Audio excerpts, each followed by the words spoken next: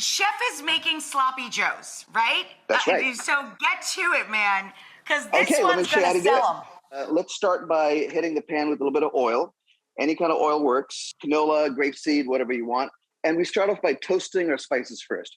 The thing about spices is that in order to release their flavor, they have to be heated up. So we're going to start with cumin seeds.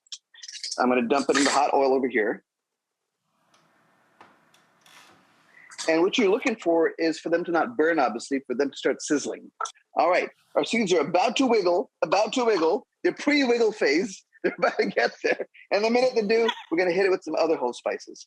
Hey, our spices are wiggling, Rachel. Let's go to the next level. Go, do it. Right. So in addition to the cumin, I'm going to add a little bit of black pepper, a few cinnamon sticks, and some cardamom pods. And we're just going to give them a very light toast. And now I'm going to throw in ginger garlic paste. Yes. Indian gold. And we're going to put it in here right now with our pan. And that little bit of heat that you get out of ginger is so beautiful. It's that so little lovely. bit of beautiful burn. Get it frying in the oil.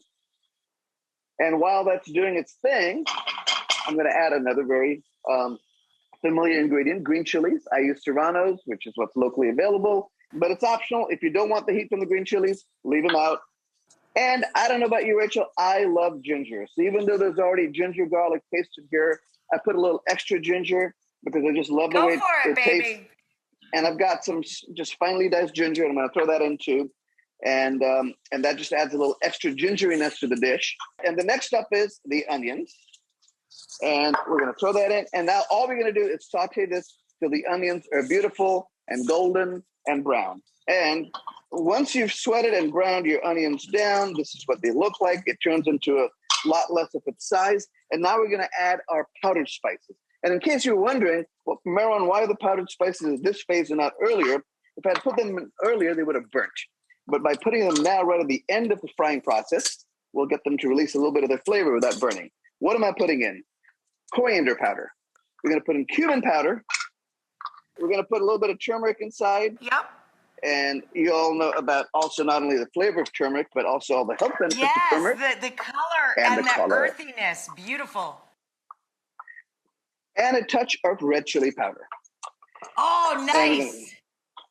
So just a gentle stir, and then I'm going to throw in the lamb.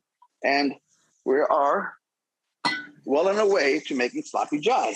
But everybody can use like ground beef, ground turkey, ground chicken if they wanted, correct? Absolutely. And here's a little trick. I'm going to add some yogurt to this. And the yogurt helps essentially make the lamb glossy. Gorgeous. We haven't salted yet, so I'm going to put in a pinch of salt right now. There we go. Oh, wait, I got to do your move, right? And then a little over the shoulder. There you go. Bring it home. And now we're going to put in, now that the yogurt's incorporated, our tomatoes. And I like crushed tomatoes. Gorgeous. All right. How do you feel about cilantro, Rachel? I love it. Right towards the end, I like putting a heap of fresh cilantro in here.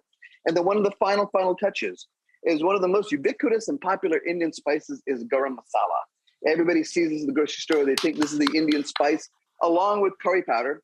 Here's the thing. You don't actually cook with garam masala as much as you finish with it. So I sparingly put a pinch right towards the end here as the dish is almost done. You know, it's not about tasting it, but it's about smelling it in the dish as the dish nears its completion. All right, guys, this is it. So get yourself a bun of choice. I like these little small rolls. They're an Indian-style roll called pao. The Portuguese brought them to India, but you can get a Hawaiian sweet roll. I like the slight sweetness in the roll. Instead of mayonnaise and relish and mustard and ketchup, I'm using Indian condiments here to finish the dish off with, or Indian flavors. A little sweetened yogurt. That's my mayonnaise. I just put a little sugar and yogurt together. Gotcha. And I make myself a little sauce that I put on the bottom, a little bit on the top.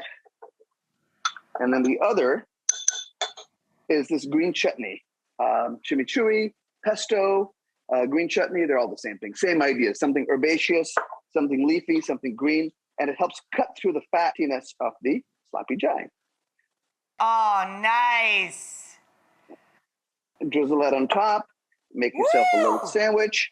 And guys, it's called a sloppy jai for a reason. It's going to be sloppy.